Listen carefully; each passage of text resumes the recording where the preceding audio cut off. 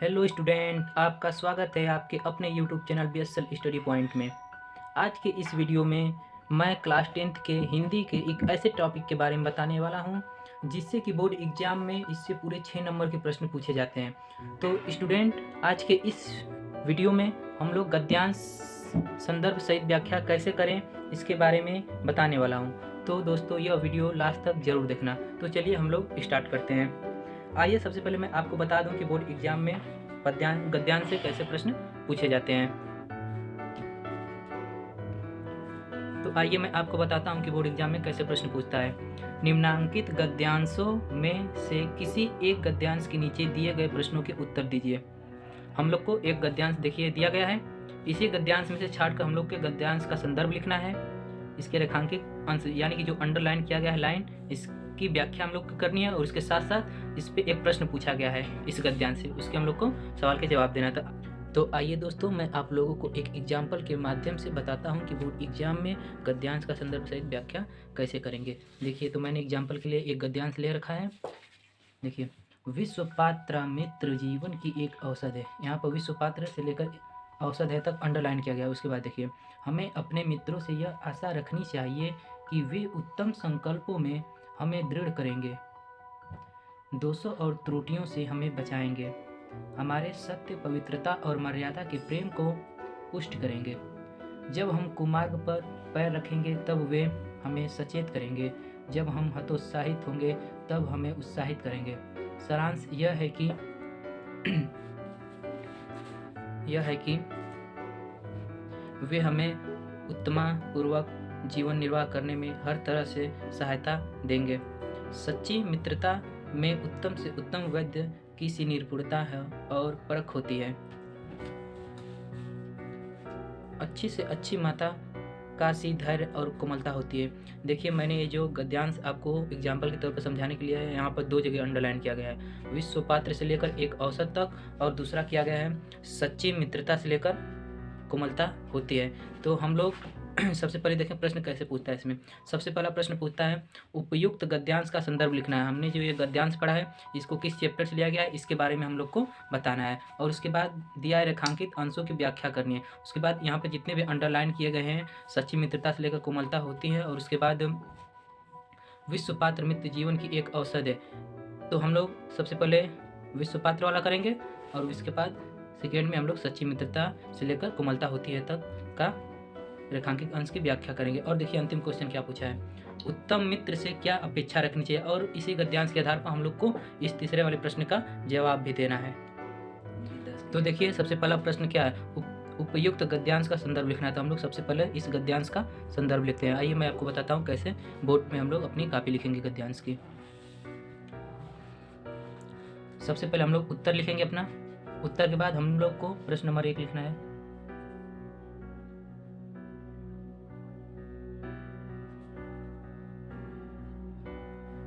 उसके बाद हम लोग को इसका संदर्भ लिखना है, तो हम लोग संदर्भ हेडिंग डालेंगे।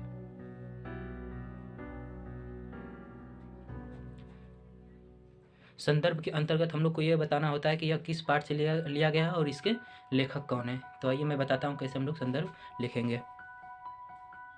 सबसे पहले हम लोग लिखेंगे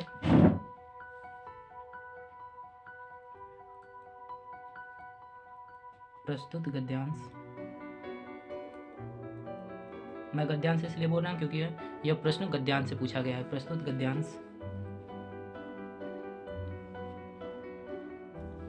हमारी पाठ्य पुस्तक।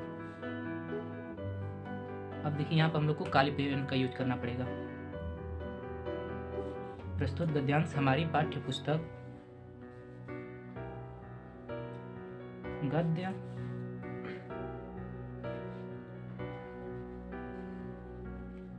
गद्य संकलन में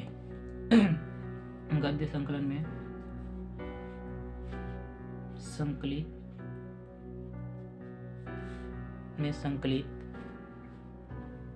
अब जिस चैप्टर से हम लोग लिए हैं उस चैप्टर का, जिस चैप्टर से लिया गया उस चैप्टर का नाम हम लोग लिखेंगे, वो भी ब्लैक पेन से।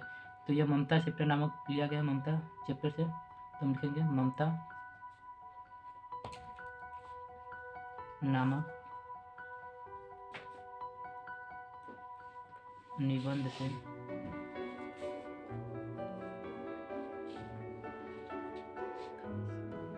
लिया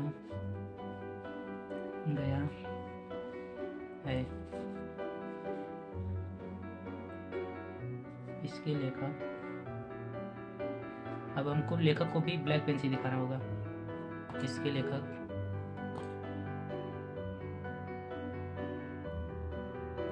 आचार्य रामचंद्र शुक्ल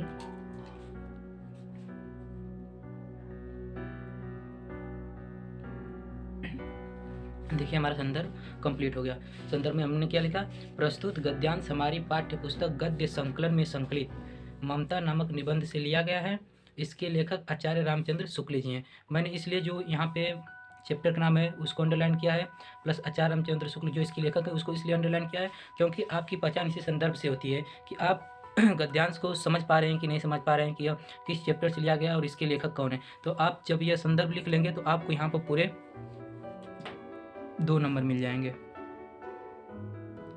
बस संदर्भ लिखने पर। उसके बाद अगला क्वेश्चन है रेखांकित अंशों की व्याख्या करना। तो हम लोग फिर लिखेंगे, ब्लैक पेन से हेडिंग डालेंगे।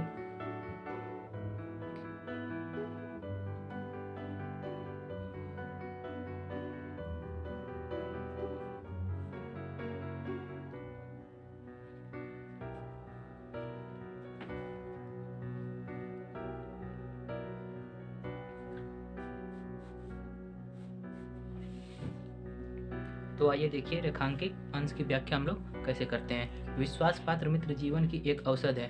सबसे पहले इसको हम लोग इसकी व्याख्या करते हैं, ठीक है। तो विश्वास पात्र मित्र जीवन की एक औषध है, इनके कहने का मतलब यह है कि सच्चा मित्र जीवन रक्षक औषध के समान होता है। तो हम लोग इसको पहले लिखते चलते हैं।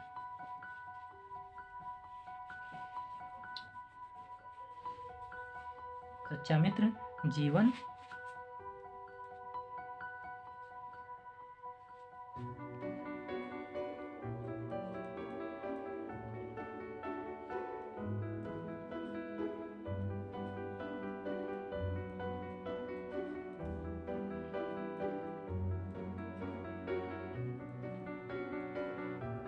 सच्चा मित्र जीवन रक्षक औषध के समान होता है।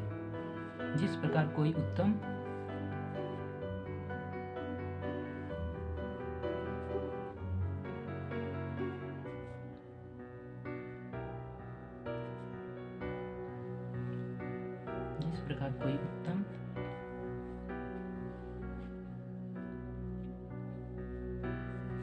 औषध रोगी के रोग को मिटा कर उसे निरोगी बनाती है। उसी प्रकार एक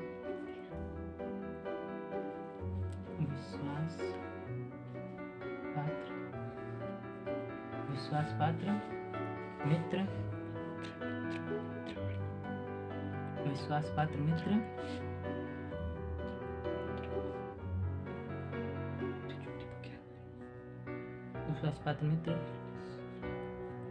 मित्र के दोषों को दूर करके उसे उत्तम मार्ग पर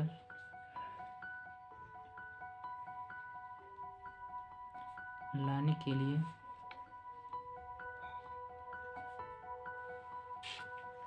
प्रेरित करता है।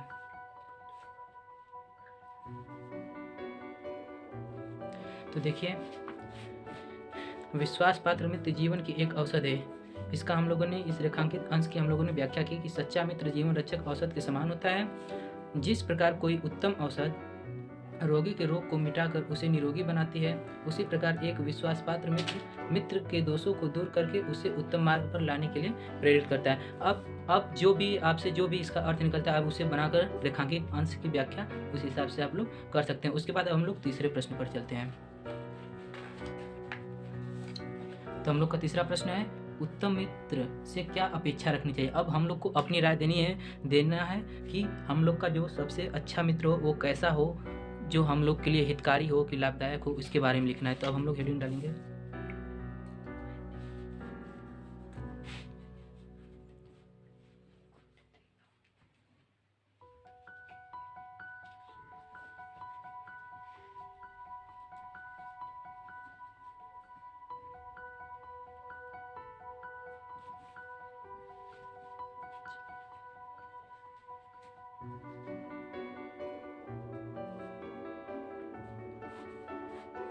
कि हमें अपने मित्र से कैसी अपेक्षा रखनी चाहिए।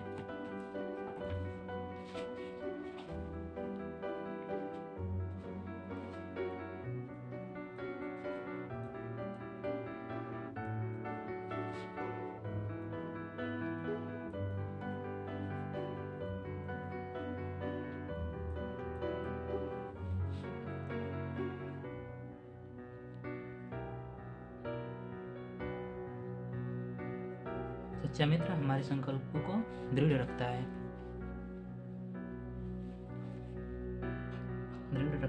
त्रुटियों से हमें बचाता है, गलतियों से हमें बचाता है।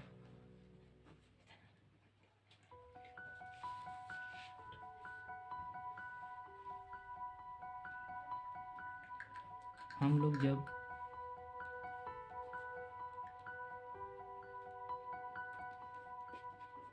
गलत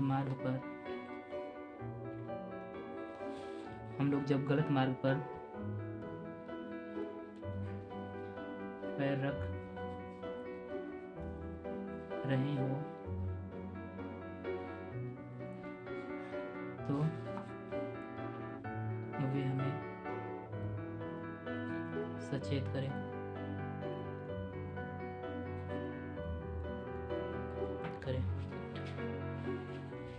देखिए,